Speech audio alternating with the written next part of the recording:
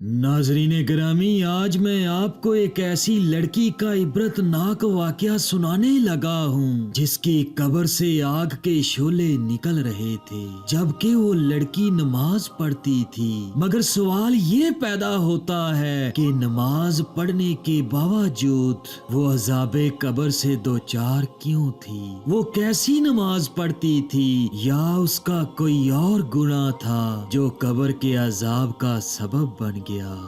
ये सब जानने के लिए इबरत अंगेज और सबक आमोज वीडियो को मुकम्मल देखें और सदकाए जारिया जानते हुए वीडियो को सबके साथ शेयर भी जरूर कर दें। जज़ाकल्लाहुम खैरन कसीरा।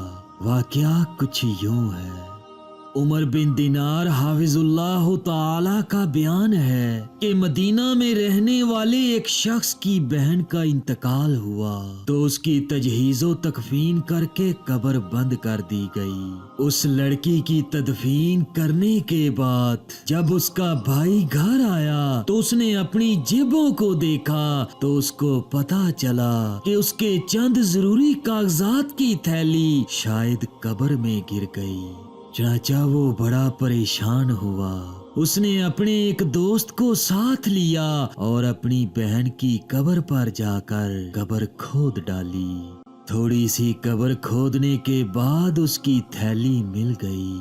फिर उसने अपने दोस्त से कहा कि तुम जरा एक किनारे पर हो जाओ, मैं जरा देखूं तो कि मेरी बहन कब्र में किस हालत में है। चुनाचा उसका दोस्त एक तरफ हो गया। उस शख्स ने लहद पर से एक ईंट को खोल कर देखा तो उसकी हैरत की इंतहा हो गई। क्या देखता है कि कब्र से शोले निकल रहे हैं। आग का एक शोला उसकी तरफ भी लपका। उसने जल्दी से ईंट को अपनी जगह पर रख दिया और कब्र को बंद कर दिया और परेशानियों हैरत में डूबा हुआ अपने घर को लौट आया। रोते हुए और गिड़गिड़ाते हुए अपनी माँ से पूछा, है मेरी माँ कि मेरी बहन के अमाल कैसे थे? ऐ मेरी माँ मुझे बताओ कि मैं अक्सर देखता था कि मेरी बहन नमाज पढ़ा करती थी मगर आज मैंने जो कुछ उसकी कब्र में देखा मेरी हैरत की इंतहा हो गई। मैं खौफो हरास में डूबा हुआ हूँ। ऐ मेरी माँ मुझे बताओ कि मेरी बहन का कौन सा अमल ऐसा था कि वो उसके लिए अजाबे कब्र का बाइस बन गया। माँ ने जब ये सुना तो रोते हुए कहा कि बेटा वो नमाज तो पढ़ती थी मगर वो नमाज देर करके पढ़ा करती थी और मेरा ख्याल ये भी है कि वो बेवुजू ही नमाज पढ़ा करती थी। और इसके बाद एक और अमल उसका बहुत बुरा था कि पड़ोसी जब अपने घरों के दरवाजे बंद कर देते तो वो उनके दरवाजों पर जाकर कान लगाती और उनकी बातें सुनकर इधर उधर फैलाया करती थी।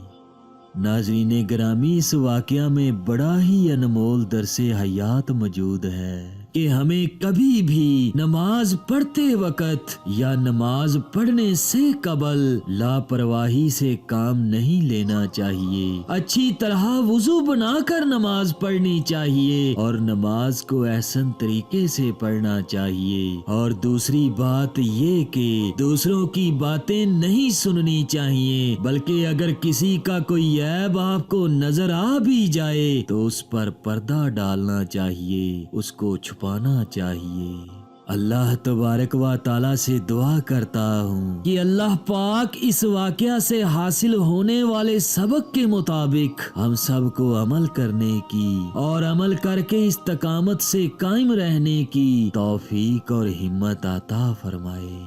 आमीन सुम्मा आमीन।